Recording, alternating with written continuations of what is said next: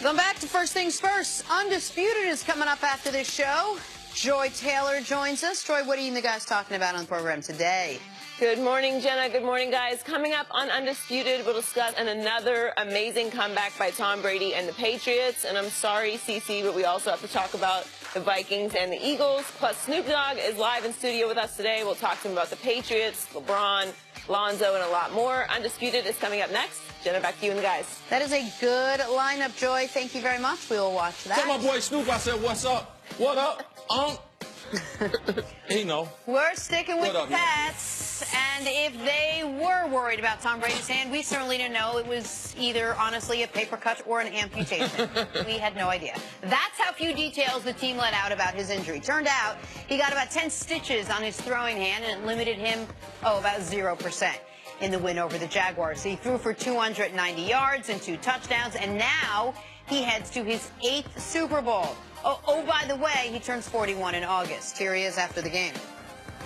You know, you cherish these moments and opportunities, and I know we've had quite a few of them, which we've been very blessed to do, and it's just been an unbelievable run. And I think everyone should be really proud of what we accomplished. This is a different team than last year's team, and you know, it didn't look good at 2-2, and you know, you just keep showing up to work every day, and we sit in these chairs, and Coach Belichick gets up here, and he demands a lot out of us, and he tries to get the most out of us every day, and it's not always great. You know, sometimes it's pretty average, and then, you know, you're just trying to get better and better and get to the point where you can make, you know, the fourth quarter of a game and, you know, try to play well enough to get yourself into the next one. So just proud of our team, proud of what we accomplished. Pretty amazing, and proud of this team.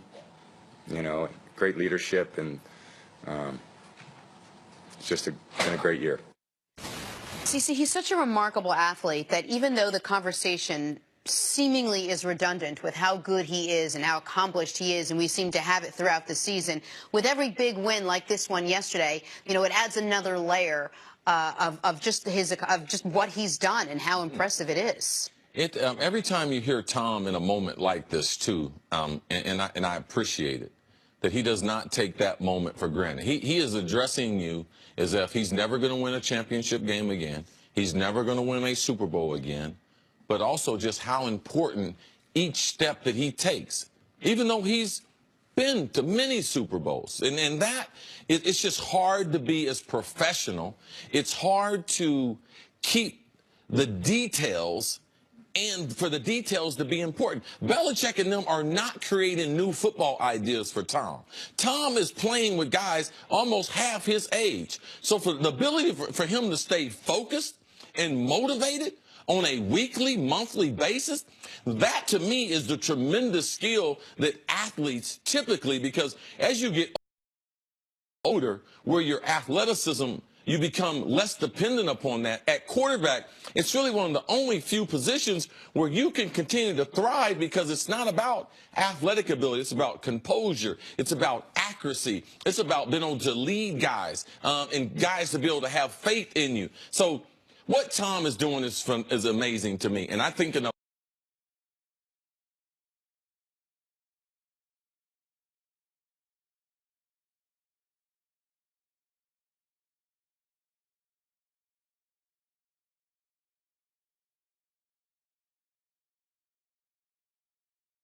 all those things, all these athletes, Tom Brady is the best that I've seen in my era, in critical situations and maximizing the moment. It's a treat to be able to see someone perform at 40 years old as if he's in his mid-20s. I think people got to recognize what we're seeing here.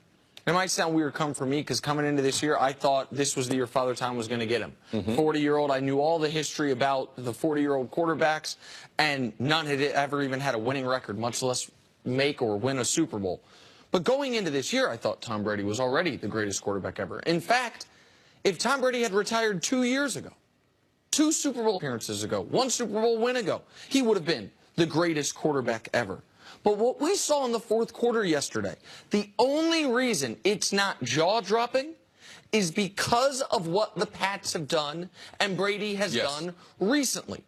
As of 4 years ago, the record for franchises in NFL history of double-digit fourth-quarter playoff comebacks was 2. The Falcons and the Cowboys each had 2, franchise history.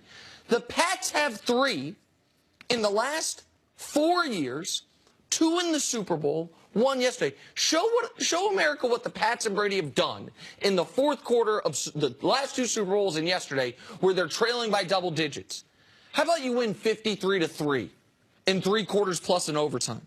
If you're Brady in those 3 quarters plus an overtime, how about you complete 77% of your passes, 5 touchdowns, no picks, for 508 yards? Think about that. In less than a game's worth of action. 3 fourth quarters and 1 overtime. Yes. 500 yards passing, down double digits, to win 2 Super Bowls and to get to a third. Yeah, and let's not forget the defense. They only gave up 3 in those. Oh, yeah. So it's not as if you just have some legendary quarterback who's just dragging the team. You know, Aaron Rodgers is not in that breath. Great point. But Aaron Rodgers, they just rely on his talent. No, this is a great football team with a great quarterback. Right. Because they're going to win all those games unless they're totally out of it, because the other team only scored a field goal. Sure. And that was Jacksonville at the beginning of the fourth quarter in all those games. When you look at a stat like that, you wonder, well, how is it possible? How is this guy on this team able to do that in the fourth quarter? And why don't more teams do it? It is so hard. The tension is higher. The anxiety is higher. The pressure is higher. The fans, whatever it is, this ability to mount a comeback in a short, compressed amount of time is so difficult that it goes to the coaching of the team to keep this team composed. It goes to the quarterback, who on the field has to manage his players and call plays and keep everybody level-headed. And it goes to as you called them, CC, earlier, the ancillary players who have to step up and make these big plays on a day like yesterday when Rob Gronkowski is out, when they don't have their main stars, when your quarterback is playing with 10 stitches in his hands. That's the most important point, Jenna. These other players. And in talking to other players, yeah, Brady, yeah, he's great. Belichick, yeah, he's great. But one thing that continues to upset these other players, they're not recognized. Chung is not recognized as a safety. Like, Malcolm Butler's been in the league 4 years. He won them a Super Bowl over Seattle. He's been in the league 4 years. This is his 3rd Super Bowl. They have guys, and along this 8 Super Bowl run, they've had guys. Willie McGinnis, he'll come up with a sack. Teddy Bruschi, he'll come up with a fumble or something. Ty Law, or they'll bring a running back from nowhere and give him 5 or 6 touches out of the backfield, throwing the ball, maybe 15 carries. LeGarrette Blount, who's playing on Philadelphia now, utilize him for a couple years. So they manage their roster, and they utilize that roster better than anyone else. We know Tom Brady's number 1, but number 53 on New England, he's just as important. Let's just do this. Let's pick up an old guy, another old guy, 39, James Harrison. He contributes a sack and tackles for losses, and not only in this week's game, but in the divisional round. So, man, they do it right. And at some point, you got to tip your hat to people that have what they call excellence. And that's what New England is striving for. Not how it looks, but excellence in the way of, does my team win the game? And New England is the absolute best that we've seen that. And they're doing it this year without a guy who's one of those ancillary players who helped to win 2 Super Bowls, Dante Hightower, because he got hurt this year. Yep. And how about Stephon Gilmore, their big preseason acquisition, who was not playing well early in the year, who broke up what was one of Bortles' best passes of the day. A pass that, if it's completed, the Jags could win. It was, of course, Stephon Gilmore. So you're right to give the other players credit. I just want to do one more quarterback thing, though, before the show ends, if I may. Can we show 2 Hall of Fame quarterbacks? One of my favorite things, blind reveal. Both these guys would make the Hall of Fame. Look on the left-hand side. 197 touchdowns, 93 rating, 3-1 in Super Bowls. The guy on the right side, more touchdowns, 291, 101 rating, 2-1 in Super Bowls. Who is it? The guy on the left is Troy Aikman. Show us. No. So that's Tom Brady pre- and post-ACL injury. So, and by the way, on the right-hand side, that doesn't even include the Super Bowl they just got to. So that's either going to be 2-2 or 3-1. CC, there are not many players in league history I've heard you talk about so reverentially as Jerry Rice. And one of the things you've told me about Jerry is you could cut Jerry's career in half, and either half would be a Hall of Famer. Yes. Brady's now the only other player you can say that about. You want Brady pre-ACL injury? He's a Hall of Famer. If Brady walked into the NFL the day after he tore his ACL, none of those first 3 Super Bowls, based on what he's done since then, that guy's a Hall of Famer. It's as remarkable of a thing as we will ever see in sports. Yeah, before the season, Nick, not to say I told you so, but I thought with modern technology and given Drew Brees, I thought a quarterback would play well at 40. I didn't know it would be Tom Brady, but I thought he had the best chance. And you got to give him credit for taking care of his body and being attached to his teammates and the game and not relying on his past success. All right, we're going to talk a lot more about this in the next couple days or so. But this is our 100th show, everybody. We mentioned it earlier in the show. Hold on. Jenna gets to be Ben Franklin. Yeah, but a very heavy set. CC gets to be Wilt Chamberlain. Who the hell am I? And who are you? What?